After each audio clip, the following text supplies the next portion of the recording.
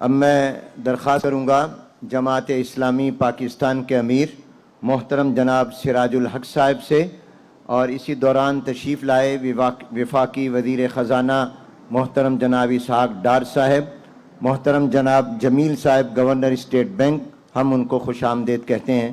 محترم جناب سراج الحق صاحب۔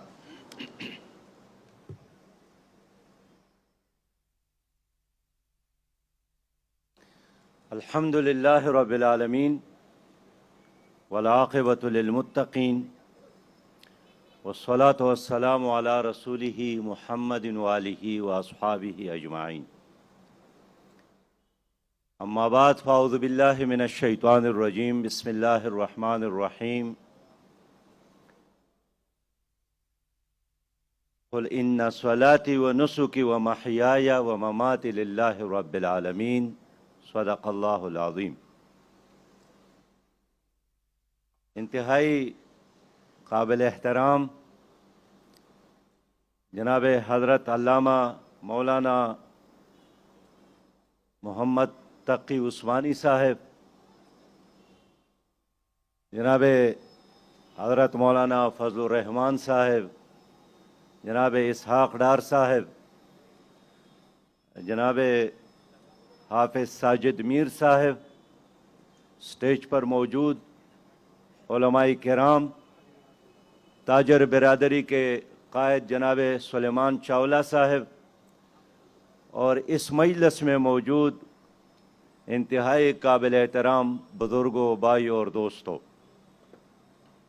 ہم پوری قوم کی طرف سے جناب شیخ الاسلام علامہ تقی عثمانی صاحب کو مبارکباد پیش کرتے ہیں کہ انہوں نے ایک انتہائی اہم مسئلے پر پاکستان بھر کے دانا بینا علماء کرام اور ماہرین معیشت کو بھی جمع کیا ہے، اور یہ ایک اچھی اپرچونٹی ہے ہمارے لیے کہ پی ڈی ایم کی حکومت کو لیڈ کرنے والا جناب حضرت مولانا فضل الرحمان صاحب بھی موجود ہے، اور اس پورے مسئلے کے ساتھ جس فرد کا بہت ہی تعلق ہے جناب اسحاق ڈار صاحب بھی موجود ہے، ہمارے کے پی کے گورنر بھی غلام علی صاحب بھی، اور تمام وہ لوگ موجود ہیں کہ جو اگر اپنے اپنے حصے کا فرض ادا کرے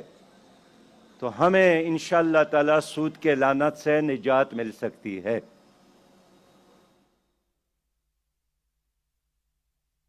محترم بھائیو، میں عملی تجاویز دینا چاہتا ہوں، اس لیے کہ سود کے بارے میں اللہ کا حکم واضح ہے، نبی مہربان صلی اللہ علیہ وسلم کی شریعت واضح ہے، حتیٰ کہ 1931 میں جناب علامہ اقبال صاحب تعلیم مکمل کر کے واپس آئے تھے تو انہوں نے پوری امت کو یہی پیغام دیا بینکوں کی حوالے سے کہ این بنوک این فکر چالاک یہود، بینکوں کا یہ نظام چالاک یہودیوں کی سازش ہے، تا نور حق السینہ آدم ربوت، اور اس کا مقصد یہی ہے کہ انسان کی سینے سے نور ختم ہو، تا تہ و بالا نہ گردد ای نظام۔ اقبال نے فرمایا کہ جب تک آپ اس نظام کو تباہ اور برباد نہ کرے، دانش و تہذیب و دین سودائے خام، تو دانش اور تہذیب اور دین کی باتیں کرنا یہ سودائے خام ہے۔ اور شاید یہی وجہ ہے کہ علامہ اقبال کے بعد قائد اعظم محمد علی جناح نے اسٹیٹ بینک کے گورنر کو آرڈر دیا تھا ایک متبادل نظام تیار کرنے کا، اور 31 علماء کرام کے 22 نکات میں بھی یہ چیز شامل تھی، اور 1956 کا آئین ہو، 1973 کا آئین ہو، 1980 کے اسلامی نظریاتی کونسل کی سفارش ہو، 1991 میں جسٹس تنزیل الرحمان کا فیصلہ ہو، उसके बाद 1999 में शरीयत एपेलेट बोर्ड का फैसला हो या गुज़श्ता रमज़ानुल मुबारक के 27वें शब को हमारे वफाकी शरी अदालत का फैसला हो, जिसमें क्लियर वाज़ेह मौके पे इख्तियार किया गया कि अल्लाह और आईन पाकिस्तान दोनों का तकादा यही है, हुक्म यही है कि पाकिस्तान में अब सूद का निजाम, रिबा का निजाम मजीद नहीं होना चाहिए। अब अमल का लम्हा है। कौन अमल करेगा? हमें बताया जाए। पूरी कौम तैयार है, लेकिन अकल की बुनियाद पर भी अगर 9 ट्रिलियन पाकिस्तान की कुल आमदनी है और उनमें से 4.1 ट्रिलियन सूद और कर्जों में हुकूमत देती है और 4 ट्रिलियन NFC के मुताबिक सुबह को मिलती है, तो अमली तौर पर पाकिस्तान को चलाने के लिए एक पैसा भी हुकूमत के साथ नहीं है। और जब पूछा जाता है कि 4.1 ट्रिलियन के लिए पैसा कहां से आएगा, तो फिर उसके लिए मजीद कर्जा लिया जाता है। गुज़श्ता 5 वज़राए खजाना हमारे सामने है कि जैसा ही उन्होंने हल्फ उठाया, पहला काम उन्होंने यही किया था कि यहां से उन्होंने IMF के दर पर हाजिरी दी, इसलिए कि पूरा निजाम उसके कंट्रोल में है। इस वक्त दुनिया पर एक दज्जाली अमरीकी निजाम मुसल्लत है। वर्ल्ड बैंक और IMF के जरिए उन्होंने मुल्कों के नहीं, इंसान, हर इंसान के जेब को, हर इंसान के जेब को कंट्रोल किया है। साबिक वज़ीर आज़म इमरान खान ने इतराफ किया था कि मैं भी टीवी स्क्रीन पर देखता हूं कि आज हमारी रुपया की कदर में कमी हुई या इजाफा हुआ, इसलिए कि पार्लियामेंट, हमारा काबीना, मुंतखब लोग, कोई भी ये तय नहीं करता है कि पाकिस्तान की रुपया की कीमत क्या होनी चाहिए और क्या नहीं होना चाहिए। मेरे भाइयों और दोस्तों, इसलिए इस सूदी निजाम का मतलब सिर्फ इस्लामी बैंकारी नहीं है, यह एक बहुत जुज़वी काम है। इस्लामी निजाम मईशत पूरी तरह हलाल और हराम की बुनियाद पर एक कायम निजाम है, अखलाकियात की बुनियाद पर एक कायम निजाम है। और मुझे खुशी है इसहाक डार साहब मौजूद है। हुजूर सल्लल्लाहु अलैहि वसल्लम ने हिजरत करके मदीना मुनव्वरा में पहला काम जो किया था, मस्जिद बनाई, और दूसरा काम जो किया था, मार्केट की बुनियाद रखी, इसलिए कि मदीना पर यहूदियों का कब्जा था। सूदी निजाम में उन्होंने मदीना की पूरी आबादी को जकड़ कर रखा था। तो हुजूर सल्लल्लाहु अलैहि वसल्लम की हुकूमत और सियासत यही थी कि यहूदियों के उस निजाम से मदीना को निजात दिलाया जाए। और आज भी यहूदी निजाम ने पूरी दुनिया पर कब्जा किया है। WHO हो, उनके इशारे पर हमारी स्कूल, हमारे बच्चे, हमारे असातिज़ा, निसाब उनके इशारे पर, इसलिए पूरा एक निजाम इस वक्त दुनिया पर गालिब निजाम है। इस गालिब निजाम के मुकाबले में खड़ा होना ये बहुत अफजल जिहाद है। उलमाए किराम तशरीफ फरमा है, हुजूर सल्लल्लाहु अलैहि वसल्लम ने फरमाया है, मन तमस्सक बिसुन्नति इंद फसाद उम्मती फलहु अज्र मिअत शहीद। जिसने एक ऐसी सुन्नत को जिंदा किया जो लोगों ने छोड़ा था, उसके लिए 100 शहीदों के बराबर अजर है। वो अजीम सुन्नत जो जिंदा करना है, वो इस निजाम से अपनी कौम को और इस उम्मत को निजात दिलाना है। ये अजीम जिहाद है, ये मुकद्दस जिहाद है। इसलिए कि जब तक हम माशी तौर पर आज़ाद ना हो जाए, हम हकीकी आज़ादी नहीं पा सकते। आज़ादी के नाम पर गुज़श्ता दिनों हकीकी आज़ादी के नाम पर एक मार्च किया था। मार्च अभी जनाब इमरान खान साहब ने आज़ादी के नाम पर एक बहुत बड़ा मार्च किया था, मौलाना फजलुर रहमान साहब ने, उसके बाद एक मार्च हुआ जनाब बिलावल भुट्टो साहब ने, लेकिन हकीकी आज़ादी उस वक़्त होगी जब माशी तौर पर हम अपनी कौम को आज़ाद करने में कामयाब हो जाए। मैं 2 बार फाइनेंस मिनिस्टर रहा हूं। मुत्तहिदा मजलिस अमल की हुकूमत थी तो वर्ल्ड बैंक ने हमें 6 बिलियन देने का वादा किया था। 8 महीने गुजर गए, पैसा नहीं मिला। हमने बजट बनाया था, पूरे उस कर्जे के बुनियाद पर सड़कें, कॉलेजेस, यूनिवर्सिटियां, हॉस्पिटल। मेरे साथ अकरम दुरानी साहब वजीर आला थे, बार बार पूछते यार पैसा नहीं आया, पैसा नहीं आया। मैंने एक बार कंट्री डायरेक्टर जानवाल को दावत दी पेशावर में। मैंने कहा आपने मर्जी से हमें 6 अरब देने का फैसला किया था, अब 8 महीने गुजर गए, हमारा पूरा निजाम तबाह हो रहा है। उन्होंने मुझे कहा कि सिराज, आप लोगों ने पेशावर में एक बोट को तोड़ा है जिस पर एक औरत की तस्वीर थी, तो जब आप औरतों के उरियां तस्वीर को बर्दाश्त नहीं कर सकते तो हम हमसे पैसा कैसे मांगते हैं। मैंने कहा जानवाल, आपका ताल्लुक हमारे मुल्क और कौम के साथ है या हमारे बोट के तस्वीर के साथ है। जानवाल ने कहा कि जब हम आपको कर्ज देते हैं तो यह नामुमकिन है कि पैसा हमारा हो और निजाम आपका चले और शरीयत आपके पैगंबर का चले।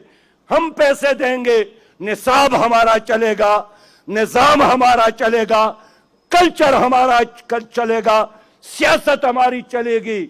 मुझे उस दिन से अंदाजा हुआ कि गुज़श्ता दिनों शहबाज शरीफ साहब ने ये बात की कि कर्ज लेने वाले की कोई पॉलिसी नहीं होती। उस जानवाल ने मुझे यही पैगाम दिया कि अगर आपने कर्ज लेना है, जबकि इस वक्त पूरा निजाम हमारे कर्जों की बुनियाद पर है। अब अगर मईशत किया है, मईशत यही है कि आमदन और खर्च, आमदन ज्यादा हो तो मईशत अच्छी है, खर्च ज्यादा तो मईशत तबाही है। इस वक्त सही फिगर तो डार साहब बताएंगे, लेकिन हमारे आमदन और हमारे खर्च में 12 अरब डॉलर का फर्क होता है। कहां से पूरा होगा।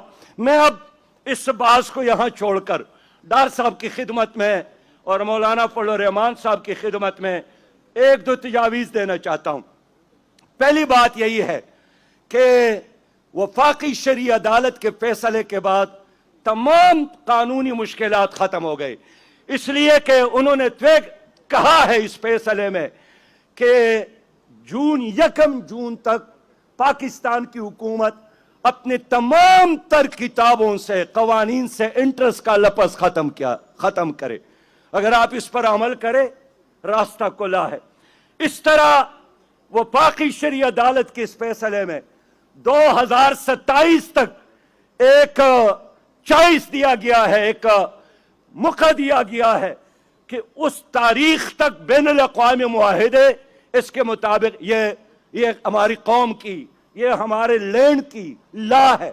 हम जब डॉक्टर आपिया की रिहाई की बात करते हैं तो अमेरिकन यही जवाब देते हैं कि ये लॉ ऑफ द लैंड के मुताबिक हम इसको नहीं छोड़ सकते।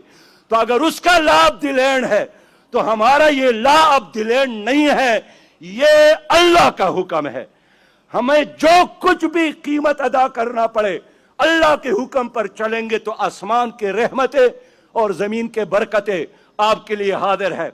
मोहतरम डार साहब, मैं ये अर्ज करना चाहता हूं एक फाइनेंस के तालिब इल्म की हैसियत से कि अगर आपने सूदी निज़ाम की बजाय उशर और ज़कात का निज़ाम नाफिज किया तो पाकिस्तान में इस वक्त 7.25 करोड़ लोग ऐसे हैं जो आपको 2.5% ज़कात देंगे और 2.5% ज़कात के नतीजे में आपको इन कर्जों से ज्यादा पैसा मिल सकता है। इसलिए कि इस वक्त हमारी पूरी दौलत डॉक्यूमेंटेड नहीं है। दूसरी बात यही है कि वजारत खजाना स्टेट बैंक को ऑर्डर दे कि जो भी गैर सूदी बैंकारी करता है उन बैंकों को एक तारीख दिया जाए, उनके सहूलत के मुताबिक दिया जाए, लेकिन मजीद सूदी ब्रांचेस खोलने की इजाजत ना हो। हमारी तीसरी तजवीज यही है कि पाकिस्तान के वफाकी हुकूमत के साथ पाकिस्तान स्टेट ऑयल कंपनी और पाकिस्तान गैस डेवलपमेंट कंपनी के जितने भी इजाफी पैसा है वो इस्लामी बैंकारी में रख ले, और आप यकीन करेंगे कि उसी दिन आपकी इस्लामी बैंकारी जो इस वक्त 18% है ये 40% पर आ जाएगा। मैं मौलाना फजल रहमान साहब की खिदमत में भी कि इस वक्त केपीके, गिलगित बल्टिस्तान और बलूचिस्तान की सिर्फ 11% इकानमी है बैंकों में, इसलिए कि इन इलाकों के लोग बैंकों में जाना पसंद नहीं करते। अगर आपने इसको इस्लामाइज किया तो ये लोग 100% अपना पैसा आपके पास रखेंगे। मैं ये तजवीज़ करता हूं कि रबाई मिनिस्ट्री स्कीम का ऐलान किया जाए। मैं ये तजवीज़ करता हूं कि जितने लोगों ने जरी कर्जी लिए हैं उनको साकित किया जाए, सूद साकित किया जाए। जितने लोगों ने सनती कर्ज लिए हैं सूद की बुनियाद पर उसको भी साकित किया जाए। और वक्त का तकाजा है कि तमाम उलमा जो जानते हैं मईशत को और माशी माहिरीन पर एक शरिया सुपरवाइजरी बोर्ड बनाया जाए ताकि वो फैसला करे कि कौन सा एक्शन बैंकों का इस्लामी है। मादी में खैबर बैंक हमने इस्लामी बनाने का फैसला किया था, उसके चेयरमैन जनाब तकी उस्मानी साहब थे, ये मुफ्ती गुलाम रहमान साहब भी साथ थे, जनाब प्रोफेसर खुर्शीद साहब थे, महमूद गाजी साहब थे, और आज भी हमारे मुल्क में ऐसे दाना बीना लोग मौजूद हैं जो सिर्फ पाकिस्तान को नहीं पूरे आलमी इस्लाम को वो लीड कर सकते हैं। उशर और ज़कात का निज़ाम नाफिज करे और इंशाअल्लाह सूदी निज़ाम के खात्मे का आज ऐलान करे। हमारा इज्तिमा इस लिहाज से बहुत ही बाबरकत होगा। मैं आखिर में यकीन दिलाता हूँ तकी उस्मानी साहब को कि उन्होंने जो भी प्रोग्राम बनाया हम इंशाअल्लाह इसमें आपके साथ है। मौलाना फजल रहमान साहब को भी यकीन दिलाता हूँ कि आप हुकूमत के इस वक्त लीड कर रहे हैं। जो भी इक़दाम सूदी खात्मे के लिए आपने उठाया उसमें ताउन के लिए हर तरह से हम तैयार हैं। और इसाक डार साहब से यही अर्ज है कि आप भी शायद उम्र के 65 से ज़्यादा होंगे, तो इस आखिरी उम्र में अगर आप ये इक़दाम कर सके तो आप वक़्त का सुल्तान टीपू बन सकते हैं, महमूद गज़नवी बन सकते हैं। इसलिए कि तीर चलाना आज का आसान काम है, लेकिन अपनी कौम को यहूदियों के और मगरबी निज़ाम के जंजीरों से निजात दिलाना ये बहुत ही मुश्किल काम है। इकबाल की नाशार के साथ इजाज़त चाहूँगा।